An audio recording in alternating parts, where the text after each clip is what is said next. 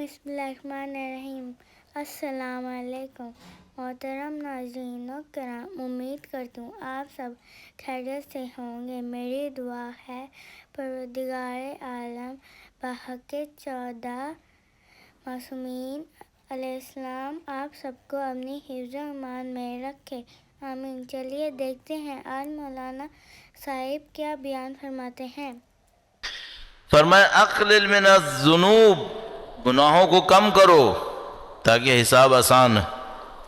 وَأَقْنِعْ بِمَا أُوتِيتَهُ يَسْهُلْ عَلَيْكَ الْمَوْتِ، جو اللہ نے تمہیں دیا ہے اس پہ قانع ہو جاؤ، موت آسان ہو جائے گی۔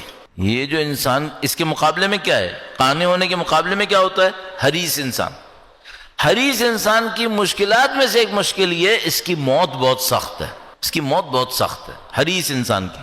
مثال عرض کرتا ہوں آپ کی خدمت میں، درود بھیجے گا محمد و آل محمد۔ محمد آل محمد واجل فرج۔ اچھا، یہ حریص کو پہچاننا بہت مشکل نہیں ہے۔ کون ہوتا ہے حریص؟ آج 10 اس کے ہاتھ میں خواہش ہوگی کاش 50 ہوتے، کل 50 آ جائیں گے، خواہش ہوگی کاش 500 ہوتے، پھر 500 بھی آ جائے گا، چین نہیں آئے گا، اسے خواہش بڑھتی چلی جائے گی۔ صحیح؟ جو مل گیا اس پہ قانع ہو جانا اچھا نہیں ہے۔ نبی فرمانے قانع ہو جاؤ ورنہ تمہاری موت سخت آئے گی۔ مثال، وہ ایک بندہ تھا، اس کے اوپر نزع کی کیفیت طاری ہوئی موت سے پہلے کی۔ یہ واقعہ میں نے کہیں پڑھا ہے، میں ابھی یاد نہیں کر پا رہا، شاید آغا اشتہاردی کی ایک کتاب تھی اس میں پڑھا تھا میں نے، یا مجھے یاد نہیں آ رہا ابھی، لیکن بہرحال کسی صحیح جگہ پڑھا تھا کہ وہ بندہ خدا مرنے لگا تو اس کے اوپر نزع کی کیفیت طاری ہوئی، تو اس کے وہ خاندان والے جمع ہو گئے اور ان میں سے کسی بزرگ نے اس سے کہا کہ مثلا بولو لا الہ الا اللہ، نبی کا نام لو، کلمہ پڑھو۔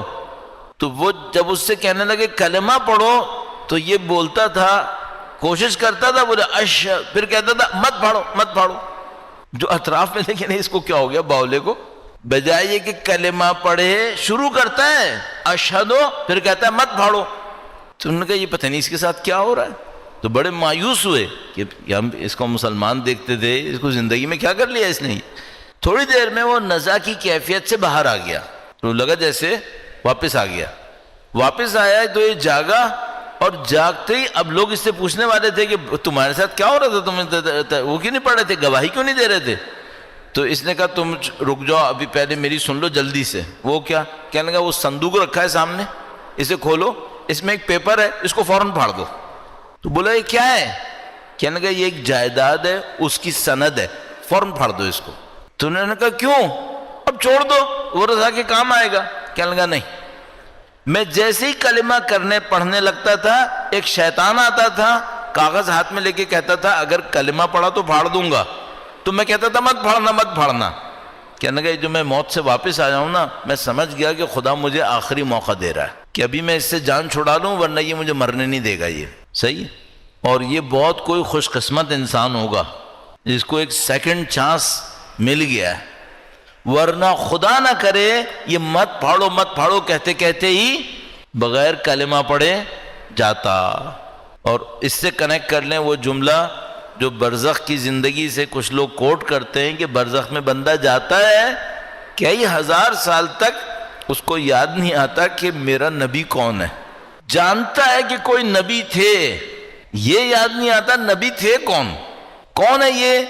کہتے ہیں یہ وہ ہے جس نے اپنی گواہی کو، تشہد کو اچھے طریقے سے نہیں پڑھا ہے، اس نے زندگی میں گواہی اچھی نہیں پڑھی ہے۔ وہ کہتے ہیں کہ نماز میں تشہد اچھا پڑھو تاکہ اللہ اور نبی کی گواہی آسمان تک پہنچ جائے، اور برزخ میں جاؤ تو ایسا نہ ہو پھر یاد کرنا پڑے کہ نبی کون تھے، ہمارے امام کون ہے۔